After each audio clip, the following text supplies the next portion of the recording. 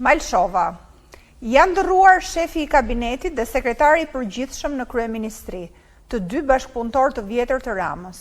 A mendoni se janë lëvizje administrative apo bashkëpunëtorët po dorëzohen? Ata kanë kryer krime të dy.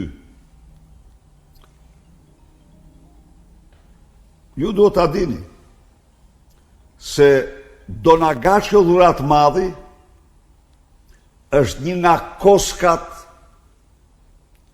mafioze më të rrezikshme të Ballkanit. Me efekte, me vërtetëri mafioze kundër Shqipërisë dhe shqiptarëve dhe kundër italianëve dhe shtetit italian.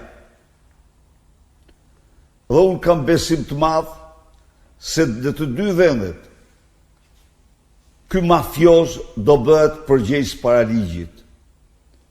Kurse për Vali Bishkën mund të them se sikur ndonjëherë në zyrën e saj, natyrisht me autorizimin e Ramës, por ajo s'do ta pranonte kurrë, se shefja kabinetit ka të qartë detyrat e veta. Bëheshin pazaret për bypassin e thirrit, cilat unë i kam denoncuar me kohë.